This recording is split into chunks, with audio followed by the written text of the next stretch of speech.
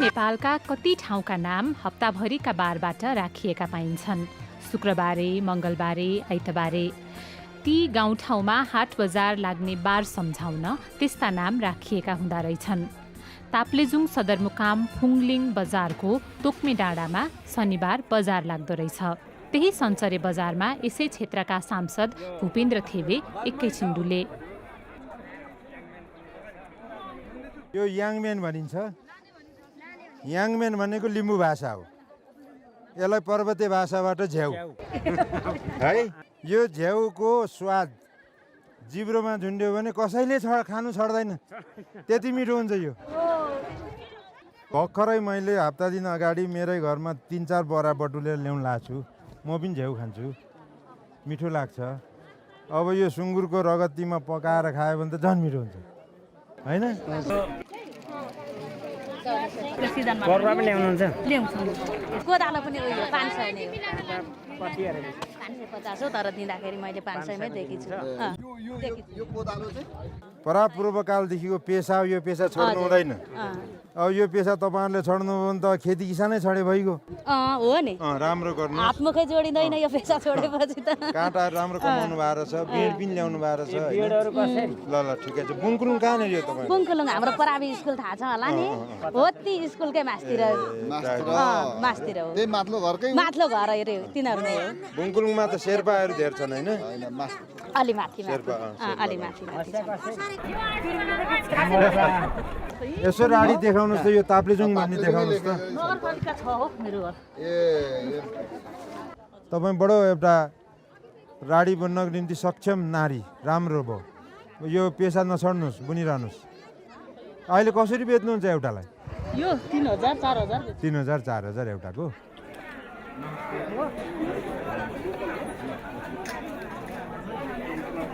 बहिनीको नाम के हो? मेरो चाहिँ चन्द्रमाया पालुङा। तपाईँको यो हामी त यसलाई भदौरे आरु भन्छौँ, असारे होइन? असारे आरु फलाइसक्नु भएको छ। आलु, साग। तपाईँहरू यो चेम्बी किक भन्छ नि लिम्बू कुराबाट, चेम्बी किक किनीमा बनाउनुहुन्न? बनाइन्छ। मिठो बनाउनुहुन्छ? बनाइन्छ। याङबेन, यहाँ पल्तिर मैले याङबेन देखेँ बरामा। याङबेन सुँगुरको मासु भित्रसँग बनाउनुहुन्छ? हाम्रो चाहिँ पहिले बनाएको, अहिले चाहिँ हामीहरूले खानु छोड्या छ। हाम्रो चाहिँ अब यता किराँत घरमा लागेपछि लारुम्बा। हजुर सत्याङमा। हाम्रो चाहिँ अब जाँड अक्सी, अब यस्तो सुँगुरको मासु यस्तो खानु हामीहरूले चाहिँ छोडेको छ। पहिले खाइन्थ्यो, बनाइन्थ्यो, जानिन्छ बनाउँदा। अहिले धर्मपट्टि लाग्नुभयो। ल ठिक छ, धन्यवाद। त्यो पनि राम्रै हो। धर्मले मान्छेलाई खुसी बनाउँछ। तपाईँहरू अब कृषि पेसामा लाग्नु भएको छ। म पनि किसानको छोरा, तपाईँहरू जस्तै दुःख गरेको र हुर्किए। म पनि मैले हलो जोत्या छु, कदालो खन्या छु, भारी बोक्या छु, एक मुरीको धान बोक्या छु, दुनियाँ दुःख गरे मान्छे म पनि। पहिले त अब खानु पनि पुग्दैन थियो रे, खानु पनि पाउँदैन थियो रे। अहिले त अब गाडी आउँछ, चामलहरू प्रशस्तै किन्नु पाइन्छ, खान पाइन्छ। अहिले त दालहरू पहिले त हुँदैन थियो रे। पहिला अलिक दुःख थियो। दुःखै थियो रे। लु के छ भन्नुहोस् त? हजुर, मेरो यो टोयलेट बनाउनु नि मैले कहीँबाट सहयोग पाइनँ। के बनाउनु? टोयलेट बनाउन सहयोग पाइनँ होइन। होइन, तपाईँ कुन गाविस हो? फुङलिङ गाविस हो, 2 नम्बर फुङलिङ। अब तपाईँले त एउटा नराम्रो क्वेसन तेर्स्याउनु भयो त। यहाँ त यो दिशामुक्त क्षेत्र घोषणा गरिदिएको छु अस्ति 3 गते। छैन, हामीले एउटा केही पायौँ। म भरे तपाईँको उच्छेद नगर अधिकृतलाई भनिदिन्छु है के रहेछ। यसपटकको ताप्लेजुङ यात्रामा हामीसँगै पत्रकार नारायण वाग्ले र कवि निवास शाह पनि थिए। नेता, पत्रकार र कविको यो समूह फुङलिङ बजारवासीसँग गफिए। हजुर, ठेकी पनि छ पाउँछ? यो तोङबा। दही पारी ठेकी हुन्छ? दारको हो के को? यो दारै रहेछ, तर अलिक कलिलो रहेछ। क्या होइन, कल्लो हुँदा नि, यो रातो हुन्छ पछि गएर चाहिँ, अहिले जस्तो हो होइन। यसलाई परिपक्व बनाउनलाई चाहिँ 2-4 पाथी दुध चाहिँ खर्च गर्नुपर्छ। दिनै पछि तताउँदै हाल्दै त्यो जमाएपछि अलिक गनाउँछ पहिला। त्यहाँदेखि चाहिँ त्यो परिपक्व भएपछि गनाउँदैन। यो कहाँबाट आउँछ? यो हामी दोखु छ अहिले, दोखुमा। तपाईँहरू आफै बनाउने हो? यो चुन्दारा हुन्छ। यसलाई यो कुन्नेलाई चुन्दारा भनिन्छ। ठ्याक्कै चन्दारा, यसको छुट्टै हुन्छ। यिनीहरूको एउटा पेसा हुन्छ।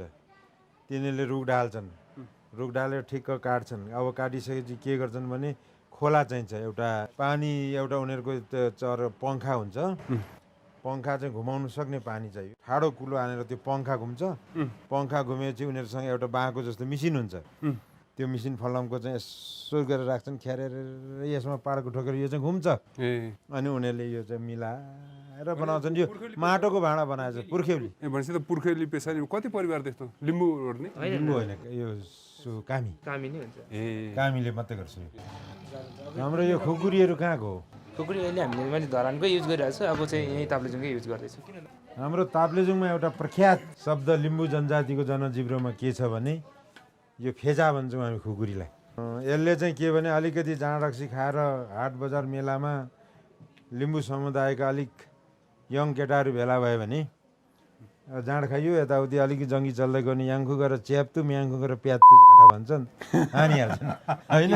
म्याङखु गरेर प्यात्तु याङखु गरेर च्याप्तु भनेको चाहिँ भेटेन भने तँलाई ताछिदिन्छ, भेट्यो भने छिनाइदिन्छ भन्छ, नानीहाल्छ।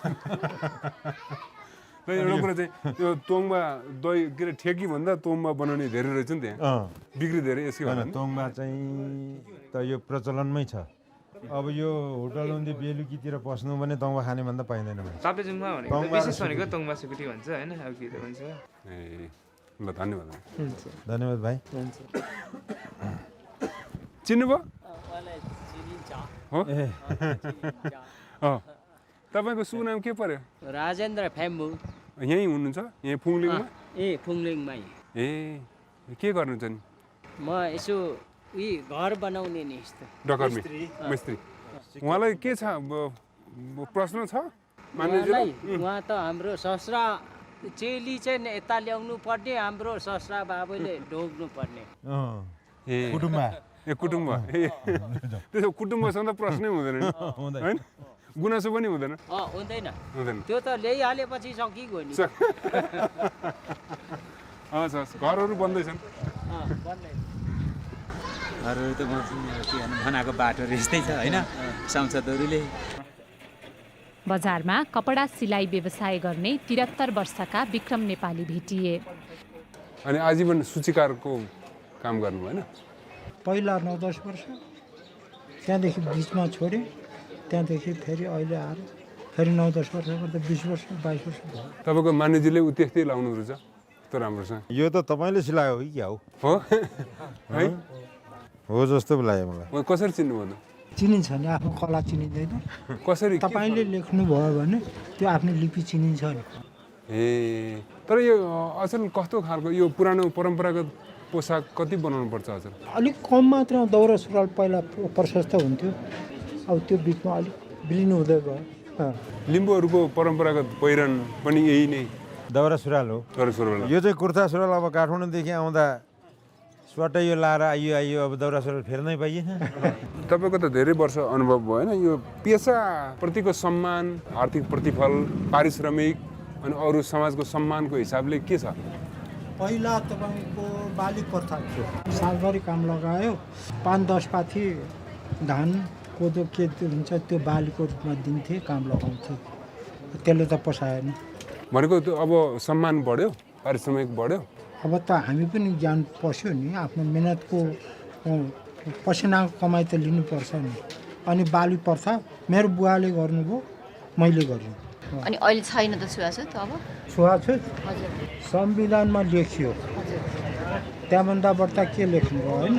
अब हामीलाई चित्त नबुझेको कुरा एउटा खुल्ला दिशामुक्त भनेर चाहिँ माथिबाट अभियानै चलाएको छ सरकारले।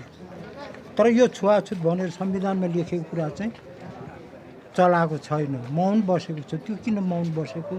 पहिला हामीले दमाईले लुगा सिउँछ, दमाईले बाजा बजाउँछ, बाहुनले बेत पर्छ, कामीले फलाम कमाउँछ, यस्तो भनेर 2 क्लासको किताबमै पढेका थियौँ हामीले। त्यो पछि सङ्घर्ष गरेर त्यो त हटो, अहिले त त्यो त छैन। हुँदा हुँदै आएर अब संविधानमा उल्लेख भयो, सबै थोक छ। यही ताप्लेजुङको कुरा गरौँ भनेदेखि यहाँ यो दोकानको यहाँबाट उभिएर यसो टाउको यसो भित्र पसाउनु दिँदैन थियो पहिला। चिया खानुलाई त्यहाँनिर एउटा तौकी राखेको हुन्छ एउटा, अनि त्यहाँ एउटा पानीको भाँडा राखिदिएको हुन्छ अनि गिलास राखिदिएको हुन्छ। अनि त्यहाँबाट चिया खायो, चिया खाएर त्यो गिलास पखालिदिनु अनि पैसा झिकेर दियो, पर लगेर खुत्रुकेमा हाल्छ। ऊ चाहिँ त्यो पैसा त चुहिएन नि। त्यस्तो विभेद पनि तोड्यौँ हामीले। अब त्यो बजारमा जाँदाखेरि त्यो आज संसारै पहिलादेखि लागेको तापनि त्यो संसारै हटियामा भित्र पस्नु दिँदैन थियो। हटियामा अनि त्यो हटियाभित्र पस्नुलाई त्यो भित्र सामान छ, आफूलाई पस्नु दिँदैन। अनि नजिकको छिमेकीको छ, त्यहाँ फल्ना चिज छ ल्याइदिएन भनेर भन्नुपर्छ। त्यस्तो भोगिएर यहाँसम्म आयो। जस्तै उहाँले भन्नुभयो नि खुला दिशा मुक्त क्षेत्र चाहिँ देशभरि अभियान भएर गयो, तर दलित भेदभाव अन्त्य चाहिँ त्यस्तो न्यूनतम कार्यक्रम पनि छैन कहीँ पनि होइन, अभियानको रूपमै आएन। के गर्न सकिन्छ? उहाँसँग त म त एउटै पिपान तौमान तानेर बसेको मान्छे। एउटै के तान्नु त एउटै त म तान्नु भयो होइन। त्यस्तो मान्छे अब मलाई त यस्तो छुवाछुतको त कुनै प्रभाव छैन। हामी राज्यको तर्फबाट त के गर्नु, दलित हाम्रो लागि त कानुनमा पनि उल्लेख भइसकेको छ। दलित र अब यो छुवाछुत प्रथा त बिल्कुलै हुँदैन भन्ने कुरामा त हामी त क्लियर छौँ। म त प्रष्ट छु। दैपिनी कता कता कुना कप्चामा यो अडिरहेको छ। यो किन अडियो, यसको चाहिने कारक तथ्य खोजेर यसलाई लफुल दिनुपर्छ। अब विक्रम नेपाली सङ्घको भलाकुसारीपछि सांसद भूपेन्द्र थेवे, पत्रकार नारायण वाग्ले र कवि निभा शाहले अन्य फुङलिङवासीलाई पनि भेटे। यहाँको यो जुन आज गहना छ नि, यो गहनाको अलिकति व्याख्या गरिदिनुहोस् न, के हो? यो माथि लगाएको चाहिँ शिरबन्दी हो, अनि तल लगाएको चाहिँ कण्ठा भन्छ, कानमा लगाएको चाहिँ यार्लिङ हुन्छन्। अनि एउटा लिम्बू भनेर चिन्ने, लिम्बूले मात्रै लगाउने गहनाहरू चाहिँ यिनीहरू। गरगहना, आफ्नो पोसाक, आफ्नो भाषाप्रति अलिकति महत्त्व बढ्दो छ, जागरण बढ्दो छ कि के छ? जुन एउटा हाम्रा संस्कारहरू थिए, संस्कृतिहरू थिए, जस्तै हाम्रा यी गरगहना भए, यो एउटा हाम्रो परिचय हो। जस्तै हाम्रो च्याब्रुङ हुन्छ, च्याब्रुङ गहना लगाएपछि त्यो कुरा जुनसुकै हाम्रो एउटा शुभ कार्य हुँदै चाहिँ प्रदर्शन गऱ्यौँ भने त्यो हाम्रो एउटा परिचय हो। हाम्रो लिम्बूको चाहिँ गाउँघरमा बिजोरी बन्दुक पड्क्यो भने मान्छे मर्यो है भनेर जान्ने त्यो एउटा इसारा थियो। अब शुभ विवाह कार्यक्रममा चाहिँ जोडी बन्दुक 2 नाल पड्क्यो भने हो यो ठाउँमा चाहिँ बिहार छ है भनेर त्यो हुन्थ्यो। अहिले त्यो हराएको छ, एउटा दुःख लाग्दो, त्यो बन्दुक पड्काउनु पाएको छैन। मानिसलाई सोधौँ न, यो पहिचानको राजनीति, पहिचानको मुद्दा देशमा स्थापित हुने क्रममा लिम्बूको एकदमै फरक विशिष्ट संस्कृति, पहिचान, पुरानो होइन पन, त्यसको कायम राख्नको लागि प्रश्न एउटा अभियान चलेको देखिन्छ होइन। तपाईँले कसरी हेर्नुहुन्छ यसको राजनीति र यसको संस्कृतिको अभियानलाई चाहिँ? हामीसँग एउटा लिपि छ, त्यसलाई किराँत लिपि भन्छ या सिर्जङ्गा लिपि पनि भनिन्छ। अब त्यो लिपिको विकास गर्नको निम्ति विद्यालयमा सामा अक्षर पढाउने, प्राथमिक स्तरसम्म पढाउने कार्य जारी भइरहेको छ। अर्को कुरो राज्यले पनि त्यसलाई सपोर्ट गरेको छ। तर अब यसलाई अलिकति कसरी अगाडि बढाउने त, कसरी विकसित गर्ने भन्ने विषयमा अलिकति अब राज्यसँग स्रोत साधनको कमी कमजोरी केहीले होला। जस्तो छिमेकी मित्र राष्ट्र भारतमा लिम्बूहरू छन्, त्यहाँनिर सिक्किममा चाहिँ डिप्लोमासम्म चाहिँ किराँत लिपि पढिन्छ। अब यी नेपालमा चाहिँ छैन। यहाँलाई के लाग्छ राजनीतिक आन्दोलनसँग पहिचानको आन्दोलन कसरी जोडिएको छ? राजनीतिक आन्दोलनको एउटा अध्याय समाप्त भयो। 92% लगभग प्रत्यक्ष प्रतिनिधिहरूको उपस्थितिमा र हस्ताक्षरमा संविधान आएको छ। अब यो संविधान बनिसके पछाडि पनि अब जातीय, क्षेत्रीय, धार्मिक यो आन्दोलनको कुनै तुक छैन। अब नेपाल अग्रगमनतिर जानको निम्ति हामीले विकास, निर्माण र समृद्ध नेपालको कल्पना गरेर हामी अगाडि बढ्छौँ। यहाँहरूलाई के लाग्छ मानिसको कुरा? यो आन्दोलनको एउटा दुःख छैन भन्ने उहाँको जुन एउटा भनाइ छ, र मलाई के लाग्छ भन्दाखेरि जस्तै 52 सालमा आन्दोलन हुँदाखेरिको कुरामा सुरुवात माओवादीहरूले सुरुवात गर्दाखेरि त्यो कस्तो थियो? यहाँ यो जिल्लामा मलाई लाग्छ 2-4 जना मात्रै माओवादीहरू देखा परेको थियो, तर त्यसले कस्तो ठुलो रूप लियो अब अहिले पनि हो तराईवासीहरू एउटा जहाँ यो मुलुकको एउटा आधा एउटा जनसङ्ख्या जस्तो एउटा ओगटेको कुरा त्यो कुरालाई पनि उनीहरूको थोर बहुत चाहिँ समेटेर नै चाहिँ जो समाधान गरेको भए एउटा शान्तिसँग एउटा जोडिएको कुरा चाहिँ पूर्ण रूपमा एउटा समाधान हुने थियो। 92%ले स्वीकारेको छ, त्यो 8%ले स्वीकारेन भनेर चाहिँ त्यो कुरालाई चाहिँ उहाँहरूले त्यो चाहिँ नगरिदिएको भए हुने थियो जस्तो मलाई लाग्छ। हेर्नुहोस् अहिले यो कुरा सानो देखिएको छ, यसले ठुलै रूप लिन्छ। हेर्नुहोस् यसले खेलाइ चाहिँ हामीले नसम्झिँदा हुन्छ। उहाँलाई म निवाजीलाई प्रश्न गर्छु, उहाँ कवि अनि यो क्रान्तिकारी राजनीतिलाई उहाँले नजिकबाट निहाल्नु भएको छ होइन। उहाँ फेरि असमको एकदमै पश्चिम उहाँबाट आउनुभएको छ। यो पहिचानको राजनीति र अहिले भएको राजनीतिक उपलब्धिहरू या विकासक्रमहरू र भविष्य जुन यहाँ दुईवटा प्रष्टधार देख्यो, तपाईँको मूल्याङ्कन के छ? पहिचान भन्दाखेरि चाहिँ अहिले के देखियो भन्दाखेरि सिंहदरबारमा जब संविधान बन्यो नि, सिंहदरबार अगाडि पहिचानको मुद्दा ल्याएर आउने मान्छेहरू नै थिएन क्या त्यहाँ। यस्तो पनि रह्यो कि जातिको मुद्दा ल्याएर आउने भनौँ न दलितहरू पनि त्यति हुनुहुन्थेन कि जसरी पहिला आउँथे होइन। तर यसले किन आएन भन्ने चाहिँ समस्या रह्यो कि नआउनुको कारण चाहिँ मलाई के लाग्छ भने वर्गीय समस्या चाहिँ कसैले पनि कुरो उठाइदिएन कि। वर्गीय भनेको जस्तै आर्थिक रूपमा कोही धेरै धनी होला, लिम्बूकै सबै लिम्बू धनी छ त छैन होला नि त होइन। त्यस्तै मैले भन्न खोजेको कर्णाली क्षेत्र हाम्रो अछाम क्षेत्रमा चाहिँ ठकुरी बाहुनहरू छन्, तर त्यही ठकुरी बाहुनहरू काठमाडौँको नेवारको घरमा भनौँ न भाँडा माझेर स्कुल जान्छन् पढ्छन् के। यसलाई कसरी हल गर्ने, पहिचानको कुरा ल्याउँदा यो कुरा पनि आउनुपर्छ भन्ने चाहिँ मलाई लाग्छ। सांसदजीले के भन्न खोज्दै हुन्छ? क्षेत्रीय जातीय धार्मिक पहिचान निमटेन्ने भइसक्यो भन्नु खोजेको मैले होइन। यसको तरगार खाँचो छ, यो उठान गर्नुपर्छ। तर मैले भनेको अब जातीय क्षेत्रीय धार्मिक आन्दोलनको चाहिँ तुक छैन है भनेको मात्रै हो। हिमाल पहाड र तराई मिलेर 7 प्रदेशमा विभाजन गर्ने भन्ने एउटा नीतिमा हामी सहमत छौँ। प्रदेशको नामाङ्कन गर्न सकेका छैनौँ। अब राज्यको पुनर्संरचनाको विषयमा हामी प्रवेशै गरेका छैनौँ। 7 प्रदेशको संविधान बन्यो नि, के छ यहाँको मानसिकता, तपाईँहरूको धारणा के छ? जनतालाई आलमा ल्याउने गर्ने मात्रै जस्तो लाग्छ है। अहिले नै सीमाङ्कन तोकेर गर्छ भन्ने चाहिँ आशा गरेको छुइनँ हजुर मैले। जस्तै नेपाल सरकारले स्थानीय निर्वाचनको कुरा आएको छ, अब सीमाङ्कन नै नतोकिकन अब त्यहाँ हुने अवस्था छैन, तराईको समस्या आएको छ होइन। अब त्यो कुरालाई पनि हामीले त समाधान गरेर मात्रै सीमाङ्कनहरू सबै निर्वाचनहरू अनि मात्रै शान्तिहरू हुने पाउने भयो नि त। अब त्यो कुरा केही होइन, सीमाङ्कन केही होइन, तराईवासीको कुरा केही होइन भनेर चाहिँ अब चुप लागेर बस्दा हुँदैन नि सभासद। 1 नम्बर प्रदेशमा चाहिँ के छ, जुन यसको भोलि राजधानी कहाँ होला, नाम के होला, के केही तपाईँहरूको बिचमा सरसल्लाह, तपाईँहरूको धारणा के छ? तराईवासीको पनि आत्मीयता समेट्ने र पहाडवासीहरूको पनि आत्मीयता समेट्ने हिसाबले चाहिँ राख्दाखेरि एउटा राम्रो भएर जान्छ होला। बिचमा तपाईँलाई चाहिँ नाम के होला जस्तो, नाम के राख्नु पर्ला जस्तो लाग्छ प्रदेश 1 को? सिङ्गो एउटा विवाद रहित नाम मलाई चाहिँ सगरमाथा प्रदेश जस्तो लाग्छ। मेरो आफ्नो यो फेरि निजी नितान्त व्यक्तिगत दृष्टिकोण हो। अहिले चाहिँ मान्यज्यूले भन्नुभएको चाहिँ ठिकै हो। सगरमाथा राख्यो भने सबैलाई सम्बोधन हुने भयो होइन। बाहुन क्षेत्रीदेखि लिएर अब दलितदेखि लिएर सबैको सम्बोधन हुने भयो। कुनै पनि प्रदेशको राजधानी राख्दाखेरि चाहिँ यो र त्यो भन्दा पनि सबैलाई जुन सेन्टर पर्छ त्यो राख्दा राम्रो हुन्छ। सबैभन्दा राम्रो चाहिँ त्यो हो कि। यही ह्याप्पी नोटमा यसमा तपाईँहरू सबैलाई धन्यवाद है, हामीसँग कुरा गरिदिनु भयो। हजुर धन्यवाद। बजारमै भेटिएका महिलाहरूले आफ्ना सांसदलाई बिजुली र बाटोको अप्ठ्यारो सुनाए। माघदेखि हिउँदो महिनादेखि बत्ती छैन हाम्रोमा, एकदमै छैन। बत्ती नै छैन भन्ने त अनि जिरो ठप्प बत्ती 6-7 वर्ष भयो। कहिले इलाममा पास्तरमा आइपुग्यो रेल लाइन भन्छ, कहिले तल काबेलीसम्म आएको छ, तार टाँगिँदैछ भन्ने सुनिन्छ होइन। तर त्यो चाहिँ यहाँ आइपुगेको छैन। ताप्लेजुङ चाहिँ अलि फरक जिल्ला आयो मलाई। गाउँमा चाहिँ बत्ती बोलाएको छ, तै विषय केही गरी भर्थे सदरमुकाममा चाहिँ आउँदाखेरि अरू जिल्लामा त देशको अरू जिल्लामा त यस्तो छैन। के भाव यो बत्तीको कहानी नि?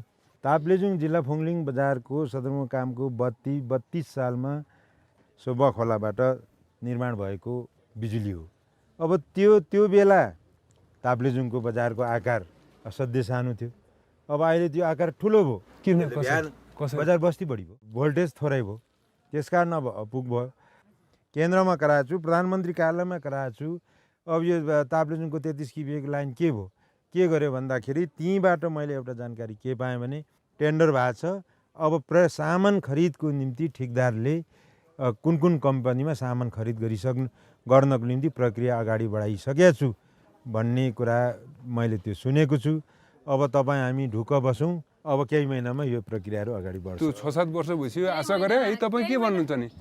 मैले त अब मजाले झिलिमिली भएर बत्ती बल्यो त 3 वर्ष अगाडिदेखि सोचिरहनु भएको छ। अब यसो पुरा होला जस्तो आशा बढ्यो? आशा बढ्यो एकदम। ए आशा पलायो। कस्तो छ भने गाउँ गाउँमा चाहिँ हाम्रो जिल्लामा चाहिँ होइन सायद अब धेरै स्काई भेटरले खनेर लगिदिने रोडहरू लगेको ठाउँमा चाहिँ अब त्यहाँ व्यवसायिक रूपमा पनि ट्याक्सी चलाउने हुन्छ र एकदमै जोखिमपूर्ण यात्रा। सानो गाडी पनि लिएर जाँदाखेरि टर्निङ गर्दाखेरि आधा गाडीको पुच्छर बाहिर निक्लेपछि हामी आत्तिएर उफ्रिएको छौँ। घुम्नै त्यो सानो ट्याक्सी घुम्ने मोडी नै साह्रो के। अनि ट्याक्सी चाहिँ आधा भागै बाहिर निक्लिदिएपछि हामी आत्तिएर त्यस्तो समस्याहरू छ यो गाउँ गाउँमा चाहिँ। मलाई विगतको अलिकति याद आयो। म प्रधान पञ्च भएको बेला, गाविस अध्यक्ष भएको बेला शिक्षा, स्वास्थ्य, खानेपानी भनेर भाषण गर्थ्यौँ हामी। अहिलेको वर्तमानमा सडक, बिजुली र सञ्चार यति साह्रो चाहिँ परिवर्तन भएको छ तत्कालै। म पनि कतिपय ठाउँमा यहाँबाट ट्याक्सी यो बुलेरो गाडीहरू चढेर जान्छु कि त्यो सानोमा पिङखेले भन्दा साह्रो हल्लिँदै। र म सबै त्यो घटनाक्रमको आफै भुक्तभोगी भएकोले तपाईँहरूको क्वेसनको उत्तर दिइरहनु परेन। मबाट हुने साथ सहयोग तपाईँहरूलाई दिन्छु। हस्, धन्यवाद। ल धन्यवाद है यहाँहरू सबैलाई। फुङलिङ बजारबाट 8 किलोमिटर कालोपत्रे सडकमा उकालो लागेपछि सुकेटार विमानस्थल पुगिन्छ। सांसद भूपेन्द्र थेवे फर्केर जाने सानो जहाज कुरिरहँदा मैले पत्रकार वाग्ले र सांसद थेवेलाई उनीहरूको ताप्लेजुङ यात्राको अनुभव सोधेँ।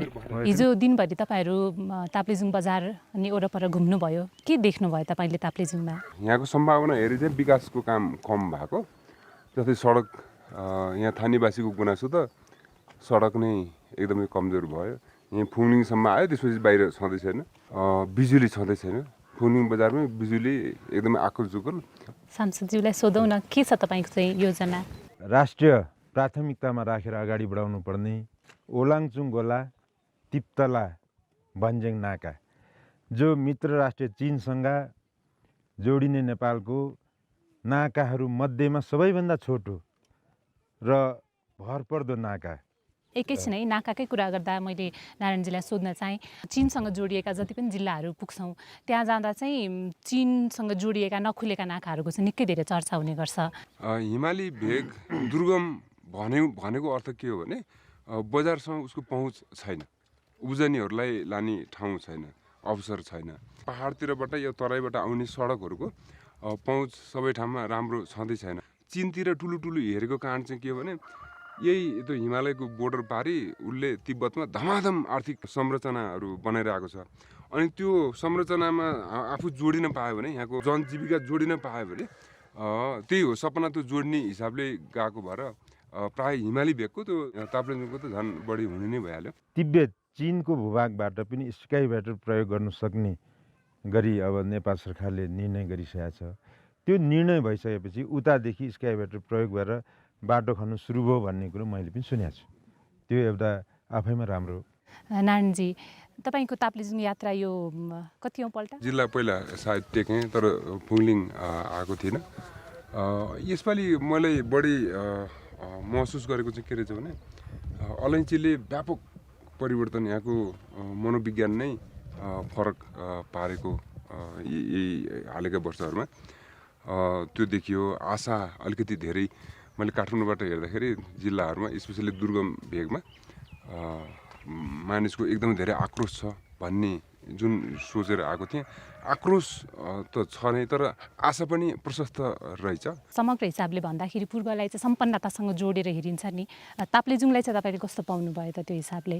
ताप्लेजुङको आफ्नै चाहिँ भौगोलिक अवस्थिति र सामाजिक बनोट दुईटा यसको सबभन्दा महत्त्वपूर्ण छ। यसको लोकेसन सबभन्दा माथि कञ्चनजङ्घा एरिया संरक्षणको हिसाबले, अर्को जातीय बनावटको हिसाबले लिम्बू बहुल जनसङ्ख्या भए पनि अरू जातीय समुदायको पनि त्यो मिश्रित त्यो घना बसोबास, त्यो चाहिँ सांस्कृतिक रूपमा यसको बनोट, त्यो सामाजिक चरित्र हेर्दाखेरि चाहिँ मलाई बाहिरबाट सोचिरहेको ताप्लेजुङ र आएर अनुभव गरेको ताप्लेजुङ चाहिँ अलिकति फरक लाग्यो। त्यो जातीय मिश्रित बसोबास जहाँ जुन समाजमा छ त्यो समाजको चरित्र नै अलिकति उन्नतिशील अलिकति प्रगतिशील समृद्धितिर जाने खालको हुन्छ। त्यो ताप्लेजुङले मलाई अलिकति बढी आशा त्यसमा पनि दियो। यहाँ भनौँ न झापाबाट मासतिर उकालो लाग्ने बित्तिकैदेखि इलामदेखि नै पाँच थर हुँदै आउँदाखेरि चाहिँ हरेक घर घरमा गमला तपाईँले याद गर्नुभयो। सौन्दर्य चेतना र फुलसँगको त्यो जीवनको सम्बन्ध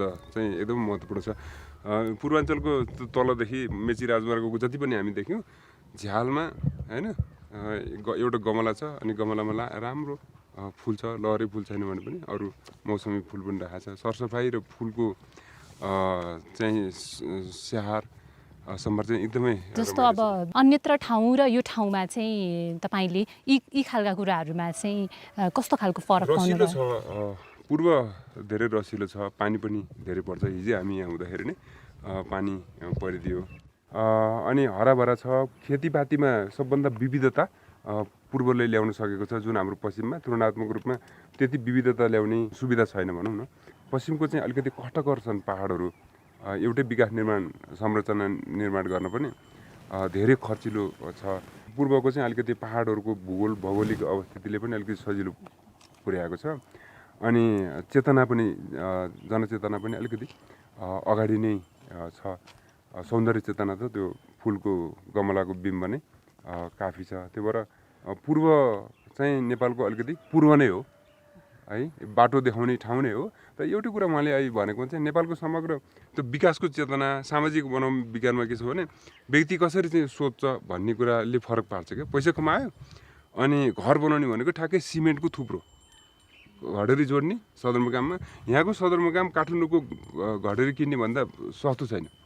हरेक सदरमुकामहरू चाहिँ महँगो छन् अनि त्यहाँ चाहिँ अलिकति जग्गा किनेर सिमेन्टको थुप्रो रास लाउने नै हो र त्यही नै विकास भएर गएको छ। नारायणजीले चाहिँ पूर्व देशकै पूर्व हुनु बाटो देखाउनु पर्ने देखिएको छ भनेर कुरा उठाउनु भयो। अब कसरी बनाउने होला त? सुन्दाखेरि सरी मैले सांसदको काम चाहिँ मलाई के लाग्यो भने जनताको भेटघाट उहाँसँग हरेक प्रश्नहरू मुद्दाहरू सुन्दाखेरि सांसदको काम चाहिँ सिंहदरबारमा मन्त्रालयमा कोठा कोठा धाउने अनि ढड्डा पल्टाउने, आफूले पहिला भनेको कुरा निवेदन दिएको कहाँ कहाँ छ सबै ठाउँमा तपाईँको त अधिकांश समय त त्यही चप्पा चप्पा त कोठा कोठा चार्नै जान्छ जस्तो होइन।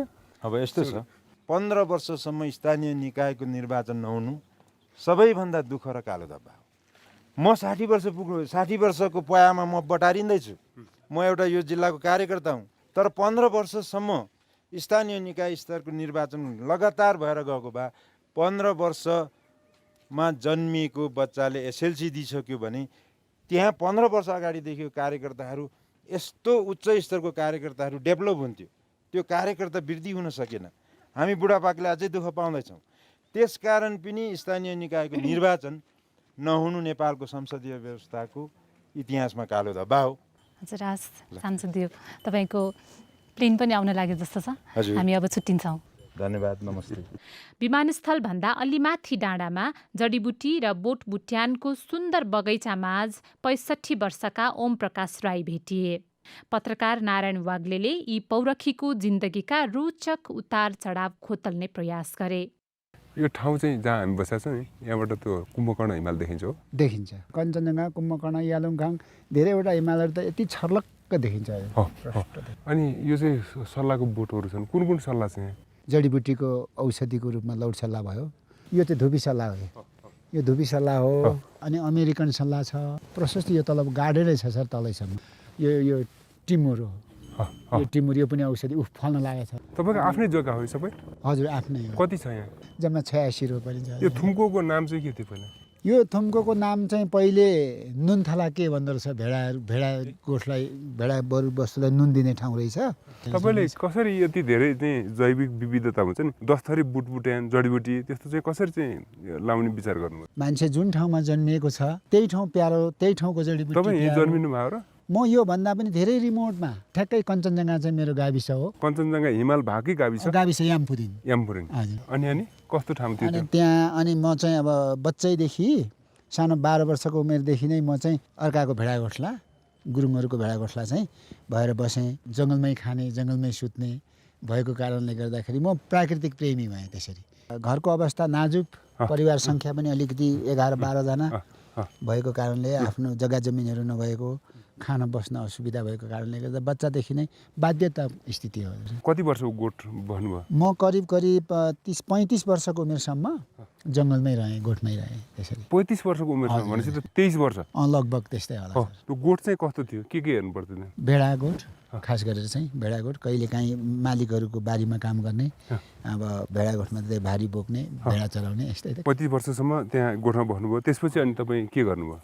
त्यस पछाडि चाहिँ म आएर यसरी सामाजिक काममा लागेँ। गाउँमै आएर सामाजिक काममा लागेँ। केही वर्ष वार्ड अध्यक्ष पनि भएँ निर्विरोध। आफ्नै गाउँमा। अनि पछि आएर चाहिँ म जिल्लामा आएर बसेँ। यसरी आएर सदरमुकाममा आएर बस्नुभयो? सदरमुकाम इस्कुकेटारमा आएर बसेँ। त्यति बेला चाहिँ मलाई जिल्ला विकास समितिको सदस्यमा मनोनयन गर्यो। भनेको घर परिवार बसाउनु भयो, बिहा भयो, बच्चा-बच्ची भए, अनि त्यसपछि गाउँ छोडेर हजुर सुकेटार आएर बस्नुभयो? बसेँ हजुर। गोठमा बस्दाखेरि लामो समय होइन, प्रकृतिसँग नजिक भयो, रुखपातको चिन्नुभयो, जनावर चिन्नुभयो, अनि तिनकै त्यो चिनाइको हिसाबले यहाँ ल्याएर यहाँ आएर ठुलो जग्गा लिनुभयो अनि बुटबुट्यान राख्न थाल्नुभयो? राख्ने बिस्तारै बिस्तारै किन्दै गएर अलिकति बढाएँ। भनेपछि व्यावसायिक रूपमै जडीबुटी जङ्गल रोप्ने अभियानै रहेछ त अभियान छ। यो चाहिँ तपाईँको गोठकै अनुभवले होला तपाईँलाई यसरी ल्याएको? गोठकै अनुभव हो। अनि एकचोटि मेरो साथीले सुनाउनु भएको थियो, go back to the nature भनेर विश्वविख्यात दार्शनिक जिन ज्याक रुसोले लेख्नुभएका प्राकृतितिर फर्क, प्राकृतिकसम्म रमाऊ भन्ने किताब चाहिँ लेख्नु भएको छ। यसो यसो भनेर सुनाउनु भयो। त्यसले मलाई झन् साह्रो उत्साहित त्यसरी बनायो क्या सर मलाई। अनि तपाईँ चाहिँ जस्तै तपाईँको इतिहास त बडा रोचक छ, फरक छ। गोठबाट समाजमा फर्कँदाखेरि त्यो उमेरमा कसरी चाहिँ व्यवहार कसरी गर्नुभयो? अब बाल्यकालमा जुन किसिमले बिताइयो, पछि गएर अलिकति सोचहरू फरक आयो होइन। जङ्गलमै मात्रै सबै कुरा होइन रहेछ, यसो बाह्य संसारलाई पनि गाउँमा पनि सबै जान्ने बुझ्नेहरूसँग पनि सम्पर्क समन्वय हुनुपर्ने रहेछ। केही बुझ्नुपर्ने छ नियम कानुनका कुराहरू पनि, अनि संसारलाई चिन्ने कुराहरू पनि जान्नुपर्ने रहेछ भन्ने कुरा यसरी सोच आयो, परिवर्तन आयो। अप्ठ्यारो त भएन जङ्गलबाट सोझै? अप्ठ्यारो त सो त हुन्छ सर, किनभने जङ्गलको वातावरण र गाउँको वातावरण, घरको वातावरण मिल्दैन। अब पुरै जङ्गली भइन्छ, किनभने घरमा बस्दाखेरि सुत्दाखेरि पनि असजिलो फिल हुने, टोइलेट जाँदाखेरि पनि असजिलो हुने, अनि सुत्दाखेरि पनि राति निद्रा नआउने, खुल्ला ठाउँमा आनन्दले सुतिन्छ। घरमा आएर सुत्दाखेरि त्यो बन्द ढोकामा सास फेर्न असजिलो हुन्छ। हरेक अप्ठ्यारो त हुन्छ नि सर। अनि तपाईँको चाहिँ अनि परिवार मेरो हजुर जन्मेका 2 छोरा 1 छोरी हो। छोरी एउटा पालेको अनि छोरा पनि यसरी भेटाएर पालेको जङ्गलमा। जङ्गलमा भेटाएर पाले भने कस्तो? आमाहरूले जन्म दिनुभयो, फ्याँकिदियो। कहिलेको कुरा हो यो? 6 वर्ष अगाडिको। यहाँ 6 वर्षको छ नानी अहिले। नानी 6 वर्षको मात्रै छ? 6 वर्षको छ। छोरी चाहिँ दण्डकालमा माओवादी महिलाहरूले जन्माएर 15 दिन दुध चुसाएर छोडाएर छ। त्यसलाई पनि पालेको छु। त्यो चाहिँ बिहे भएर गयो यसपालि। अनि आफ्नै तपाईँको छोराछोरी चाहिँ? मेरो आफ्नै छोराछोरी त 2टा छोरा 1टी छोरी। हुर्के छोरी चाहिँ उता अहिले बाहिर छ। बाहिर भने? अमेरिका छ। अब हाम्रो गरिबीको कारणले पढाउन सक्ने स्थिति थिएन हजुर। छोरीलाई चाहिँ अमेरिकनहरूले पढायो। यो घुम्न आउने अमेरिकनले, जसको हात फुटेको, खुनै खुन बगेको सारा कुरा गल्लीमा देखेपछि, छोरीको त्यस्तो देखेपछि चाहिँ उसलाई चाहिँ अमेरिकनहरूले काठमाडौँ आउनु म पढाउँछु भनेर खर्च छोडाखे। अनि लगेर चाहिँ त्रिचन्द्रमा पढाइदियो छोरीलाई। भनेको स्कुल सकेपछिको अवस्था हो? यहाँ स्कुल सकेपछि अनि वहाँ लगेर पढाए। पछि अमेरिका नै झिकायो उता। अमेरिका त्यसो बिहा नगरिकनै? बिहा गरेर गयो। ब्याचलर सकेपछि एउटा टुरा केटा जो बेवारिसी, जो घरथर बिनाको, आमा बाउ बिनाको, लिएर गयो। कसरी भेटिन्छन् त्यो? उसले खोज्यो, उसले अब त्यस्तै चाहेर लगेर गयो। लगेर त्यहीसँग बिहे गरेर गएर उता अमेरिकामा सँगै छ अहिले। 2 जना। अनि छोराहरू 2टा? छोरा 2टा। ठुलो छोरा चाहिँ अहिले स्विजरल्यान्ड। स्विजरल्यान्ड? त्यहाँ ठुलो छोरा चाहिँ। अर्को छोरा सानो छोरा चाहिँ सिङ्गापुर छ हजुर। सिङ्गापुर? एउटा छोरा सिङ्गापुर प्रहरीमा गए, अर्को छोरा चाहिँ स्विजरल्यान्ड गए, छोरी अमेरिका गइन्। कसरी कहाँ पढाउनु भयो, कसरी हुर्काउनु भयो त? कान्छा चाहिँ छोरीले काठमाडौँमा बस्दाखेरि ठमेलमा 1200 रुपियाँ तलबमा भाँडा माझ्यो भनेर छोरीले त्यहीँ पढाइ। उसलाई चाहिँ गोराले पढायो। ठमेलमा बसेको चाहिँ छोरी छोरीले चाहिँ 1200 रुपियाँमा काम गर्ने, होटलमा त्यहाँ भाडा माझ्ने काममा आफैले भाडा मान्ने काम गर्यो, भाडा काम माझेर 3 वर्षसम्म बस्यो। 3 वर्ष बस्दाखेरि भाइलाई लगेर त्यहीँ पढायो, स्कुल चाहिँ यहाँ सकेको थियो। अनि छोरीले आफै त्यसपछि पढाइ अगाडि बढाइन्, त्यसपछि अनि अमेरिका गइन्। अमेरिका गयो। अहिले चाहिँ के गर्छन् त? उहाँ डक्टर कसरी? त्यहाँ गएपछि त्यही टुरा ज्वाइँले पढायो, उसले चाहिँ नोकर गर्यो, लेबर गर्यो। त्यो अमेरिका नै गएर ज्वाइँले चाहिँ लेबर गर्यो, लेबर काम गरे, त्यो खर्च पर्छ ज्वाइँले खर्च पर्छ। अनि आफ्नो श्रीमतीलाई पढाए, मेडिकल पढाए। मेडिकल अमेरिकामै मेडिकल सरकारी अस्पतालमा। अब कुन अस्पताल म जान्दिनँ, न्युयोर्कमा हो। 1 वर्ष परीक्षण काल हुँदो रहेछ, 14 वर्षमा पेन्सन हुँदो रहेछ। अहिले चाहिँ उसको 1 वर्ष 6 महिना लगभग भयो, परीक्षण काल सकेर 6 महिनाका थाई रुपै काम गर्ने डाक्टरको रूपमा। थाई रूपमा गजब भयो यो त।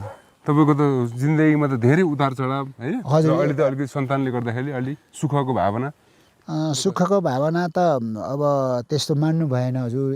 एउटा परिवार, एक व्यक्तिले सुख पाएर, एक व्यक्तिले शिखरमा पुगेर, पक्कै पनि हामी सारा यति राष्ट्रभरिका आम मान्छेहरू त्यो लेभलमा कोही पनि छैनौँ भनेपछि त्यसलाई त सुख मान्नु भएन हजुर। किनभने जहाँ पुग्यो त्यहाँ उभिनु हुँदैन भन्ने मान्छेको अर्थात् मेरो चाहिँ सोचाइ हो। भनेको जहाँ पुग्यो त्यहाँ अडिनु हुँदैन, अगाडि बढ्नुपर्छ भनेपछि एउटा सफलतामा मेरो छोरी डक्टर भई, मेरो छोरा लाउरे छ, खाना पुग्यो, मलाई खाना पुग्यो भनेर सुख प्राप्त गर्नु हुँदैन भन्ने मेरो चाहिँ बुझाइ हो। तपाईँको जिन्दगीमा अगाडि बढ्नुपर्छ, एक ठाउँमा बस्ने हुन्न, अडिनु हुन्न, अगाडि बढ्नुपर्छ भन्ने सोचाइ कहाँबाट आयो त? एउटा नीति श्लोकमा के पढेको छु भनेदेखि, उद्योगे नास्ति दारिद्र्य जपते नास्ति पापक मौनै नकल हो नास्ति नास्ति जागरित भयौँ। उद्योग गर्ने मान्छे, दुःख गर्ने मान्छेको निश्चित गरिबपना, दारिद्र्यपना नाश हुन्छ, विवादै छैन। अनि मलाई नेपोलियन बोनापार्टको एउटा मलाई के मन पर्यो भनेदेखि हजुर, असम्भव भनेको शब्द अल्छेहरूको शब्दकोश मात्रै हो भन्ने कुराले पनि मलाई एकदम उत्साहित बनायो, जाँगरिलो बनायो, जोसिलो बनायो। त्यही कुरालाई चाहिँ महाकवि लक्ष्मीप्रसाद देवकोटाले पुष्टाइ गरेको हुनसक्छ। क्या हो जगतको ठुलो पसिना विवेक, उद्देश्य के लिनु उनी छुनु चन्द्र एक। यस्तै हो। अनि अबको यो थुमको अब हामी 2-3 वर्षपछि 5 वर्षपछि आउँदाखेरि के फरक देख्छौँ हामी? यो वरिपरि अझ बोट बिरुवाहरू थपेको हरियाली भएको है, अरू नयाँ गार्डनहरू या यो हावापानी अनुसार मिल्दो अनुकूल बोट बिरुवाहरू अरू थपेको पाउनुहुनेछ। यसलाई सरसफा अनि चटक्क धेरै टुरिस्टहरू आएको बसेको देख्न पाउनु। रिसोर्ट पनि? हजुर हजुर। भनेपछि त यो बागवानी सहितको रिसोर्ट हुने भयो। यो रिसोर्ट चाहिँ अरूले सल्लाह दिएको, मेरो चाहिँ आफ्नो सोच चाहिँ खास बोट बिरुवा मात्रै थियो। दाइलाई धेरै धन्यवाद। तपाईँको कथा है एकदमै हृदयस्पर्शी अनि अरूलाई प्रेरणा जाग्ने खालको रहेछ होइन। सङ्घर्ष गरेर अगाडि बढ्ने भन्ने त हो नि होइन, सपना देख्ने, अगाडि बढ्ने, आशावादी हुने। तपाईँहरूलाई थप सफलता मिलोस् है। धन्यवाद हजुरलाई, मलाई मेरो आफ्नो जीवनको उकालो ओह्रालो सोधिदिनु भयो, हजुरलाई धेरै धन्यवाद।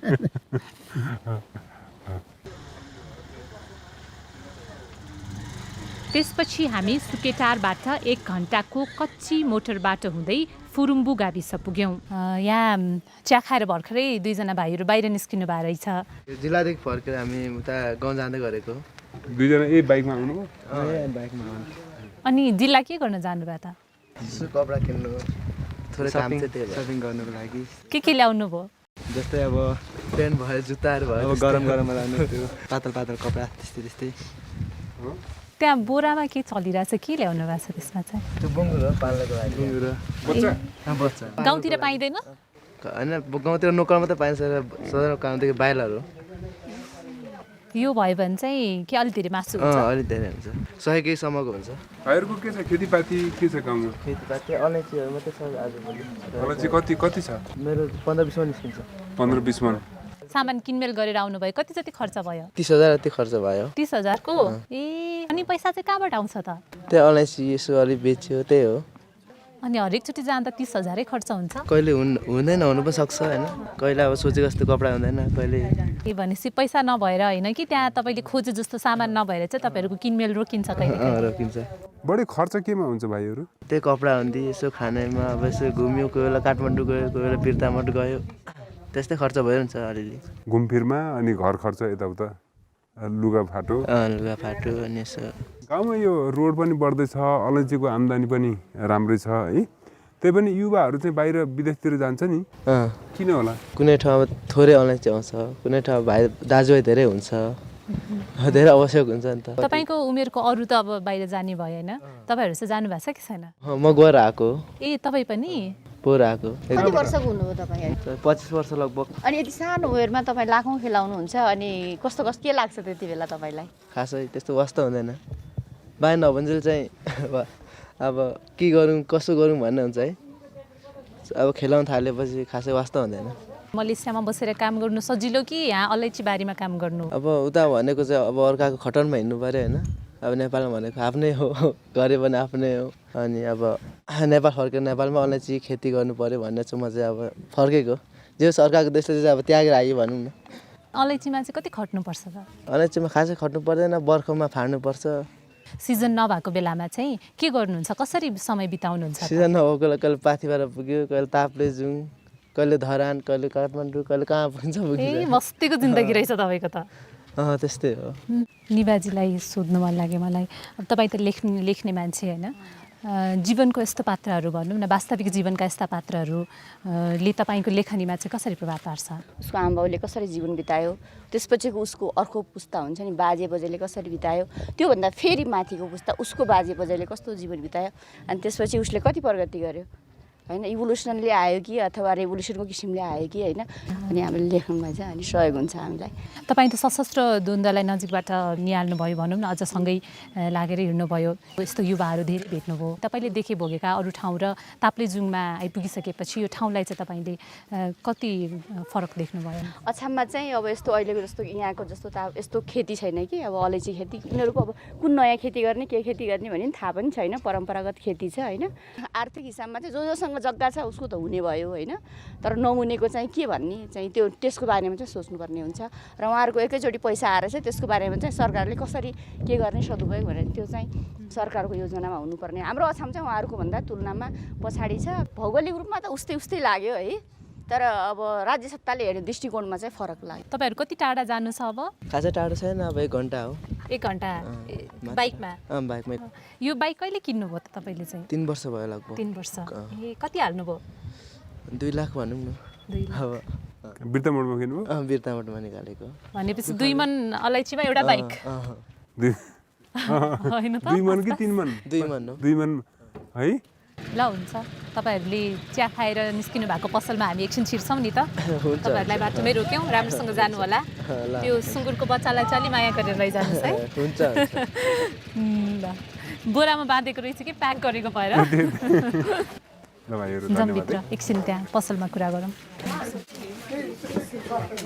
छेउमा मसँगै चिया खाँदै हुनुहुन्छ तपाईँ चाहिँ निर्मला लिम्बू बहिनी के कामले गाउँदेखि यहाँ आइपुग्नुभयो उता जिल्लादेखि आउँदै गएको ए सदरमुकामदेखि सदरमुकाममा के गर्नुभयो त्यतिकै सानोतिनो काम यस्तै यो घरबाटै विदेश वैदेशिक रोजगारीमा जाने चलन छ नि केटा धेरै हुन्थ्यो अहिले विदेशमा लागेपछि अहिले केटीहरू मात्रै बढी मात्रामा यता गाउँमा छौँ भनौँ न अलैँची सलैँची लाउने तपाईँको घरमा यताउता सबै छोरी मान्छेले गर्छ मजाले पर्छ पैसा चलाउने पनि छोरी मान्छे नै भाउँछ अब के छोरा मान्छे नभएपछि अनि छोरी मान्छे चलाउनै पर्यो नि लिम्बू समुदायमा छोरा र छोरीको विभेद त त्यस्तो छैन नि होइन छैन त त्यति साह्रो छैन देखिँदैन भनौँ न छोरा मान्छे बाहिर धेरै गएर गाउँमा के फरक आयो फरक त आएको छैन भनौँ न उता गएपछि पैसा टर्न पठाइहाल्छ अनि यता त मजा मस्ती पो भयो भनौँ न झन् सजिलो भयो सजिलो जस्तो यो विदेश गएपछि थुप्रो समस्याहरू आएछ कि जस्तो महिलाको जस्तो प्रेग्नेन्ट हुने अरूबाट होइन समाजले हेर्ने दृष्टिकोण बट सेक्सुअल नट फ्री के तर त्यो त पुरुषले त उता पूर्ति गरेर हुन्छ होइन आफ्नो तर यताकोले त्यो महिलाको लागि के छ त कि सामाजिक एजेन्डा कि होइन त्यो फिजिकल हो नि त्यो त निड होइन तर त्यो उनीहरूले चाहिँ गर्दाखेरि एकदम नराम्रो दृष्टिले हेर्ने कि होइन शारीरिक रूपमा एकदमै तल्लो हेर्ने घरबाट निकालिदिने होइन त्यो समस्याहरू छन् कि जस्तै उता श्रीमान हुँदाखेरि यता चाहिँ आफ्नो श्रीमती चाहिँ अर्कै मान्छेले लगिदियो भनेर तपाईँले भन्नुभएको है लगिदिन्छ र जान्छन् पनि भन्नुभएको होइन हो त्यस्तो समस्याहरू आउँछ भनौँ न तपाईँसँग नि गफ गरौँ न एकछिन तपाईँको नाम बताइदिनु न लक्ष्मी कार्की के गर्नुहुन्छ लक्ष्मीजी हामी अलैँची खेती कति पहिला त अलैँची खेती हो अब अहिले सबै मरेको छ अब खै के खेती भन्नु होला र अब अलैँची 1-2 मन हुन्थ्यो झन्डै 4 भाइको गरेर तर अब सबै मर्यो सरकारले अब त्यो उपचारको लागि केही दिएको छैन। अहिले अब भागमा त्यस्तै धेरै भनेको 10 मनदेखि लिएर 8 मन त्यस्तै, त्यहाँभन्दा बढ्दै छैन। अब अलैँची नहुने जस्तो भएपछि अरू खेती लगाएर अरू व्यवसाय गरेर तपाईँको व्यवहार चल्दैन त? अब अरू खेती छोडिहाल्यो, अब त्यो गर्ने अब बानी हरायो, अब सकिँदैन। अब पहिले बसेर खाइयो, अब बस्नुभन्दा पनि अब एक सिजनमा अलैँची आउँदाखेरि आनन्द हुँदो रहेछ, पैसा समात्दा त्यसले नानीहरू पढाइयो, मजाले बस्यो भनौँ न। अनि अब सिजन आयो, अब वैशाखदेखि उता फेरि खुरुखुरु काम गऱ्यो कार्तिकसम्म, कार्तिकदेखि अनि अब मङ्सिरसम्म अलैँची उठाइसक्थ्यौँ।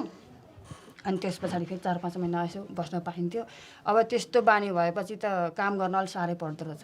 छोराछोरी पढाएँ भन्नुभयो नि, यही अलैँचीले कतिजना छन्? 3 जना छोरी छन्। गाउँको स्कुलमा छन्? होइन, बजारमै पढ्दैछन् अझैसम्म। भन्नु त अङ्ग्रेजी स्कुलमा? बोर्डिङमै पढ्दैछन्। भनेपछि तपाईँको गाउँमा अरूले पनि त्यसरी नै आफ्ना बच्चाहरू बाहिर अङ्ग्रेजी स्कुलमा राखेछन्? राखेका छन्। छोरीहरूलाई सदरमुकाममा राखेर, डेरामा राखेर त्यो अङ्ग्रेजी स्कुलमा पढाउनलाई कतिको महँगो छ? कति छ तपाईँको खर्च पर्छ? कति हुन्छ साधारणतः? हामीलाई नानीहरूलाई वर्षको 2 लाख लाग्छ पढ्न मात्रै। 3 जनालाई? हजुर। भनेपछि तपाईँको अलैँचीको आम्दानी चाहिँ छोरीहरूमा लगानी रहेछ? त्यतैमा छ। गाउँको स्कुलमा त्यति राम्रो छैन पढाइ? गाउँको स्कुलमा त अब गाउँको स्कुलमा पढाएर त बरु नपढाइकन वस्तु हेर्न लाउँदा हुन्छ। किन त्यस्तो र? अनि गाउँमा पढ्दैनन्, गयो खेलो आयो, सरहरू र विद्यार्थी उस्तै पाराका भनौँ न। अब पढाउने राम्रो पढाइदिनुहुन्न। अब टाइममा स्कुल सर नै टाइममा नगएर राम्रो नपढाइदिएपछि नानीहरूले पनि अब त्यहाँ उनीहरूले नियम पालना गर्दैनन् नि त उनीहरूले पनि। निवाजीले पश्चिमको समाजको के चाहिँ हुँदैन त्यहाँ यहाँ भएको जस्तो अहिले उहाँले जो कुरा गर्नुभयो नि, जस्तो उहाँले 3टा छोरी भएर पनि फेरि छोरा पाउनु भएन रहेछ होइन। त्यहाँ भए त 7वटा छोरी भए पनि छोरा पाउनुपर्छ भन्ने धारणा छ कि पश्चिमतिर। अब एउटा नेपालीले भनौँ न, अब अलैँची खेती भए पनि अब सुकिरहेछ खेती भनेर राख्नुपर्छ। त्यही पनि म छोरीलाई पढाउँछु भनेपछि त्यो छोरा र छोरी सन्तान एउटै हो भन्ने भावनाको चाहिँ विकास रहेछ कि यो समाजको यो रूप भनौँ न। हेरिसकेपछि तपाईँ त लेखक मान्छे कति धेरै फुर्दो हो नि? फुर्छ कुनै छ अहिले सम्झना लायक हामीलाई सुनाउन मिल्ने? यो चाहिँ मैले छोरीहरूलाई प्रोत्साहन गरेर लेखेको कविता हो होइन। यो घाम कसलाई सोधेर आगो बाल्छ र म सोधु बडाबा म आगो बालु कि भनेर। यो फुल कसलाई सोधेर फुल्छ र म सोधु बडाबा म फुलु कि भनेर। यो नदी कसलाई सोधेर बग्छ र म सोधु बडाबा म बगु कि भनेर। यो बसन्त कसलाई सोधेर रङ भर्छ र म सोधु बडाबा म रङ भरु कि भनेर। हो बडाबा जीवन इन्द्रेणी हो, सबैले आफ्नो रङ खोज्छन्, मैले पनि आफ्नो रङ खोजे बडाबा। अहिलेलाई मतलब छोरी पनि स्वतन्त्र हुनुपर्छ होइन। रङ भनेको त राम्रो जीवन भनेको होइन। स्वतन्त्र रूपमा उसले पनि फुल्न पाउनुपर्छ। त्यो फुलको लागि चाहिँ गोडमेल मलजल चाहिँ सबै सन्तानलाई बराबर रूपमा गर्नुपर्छ।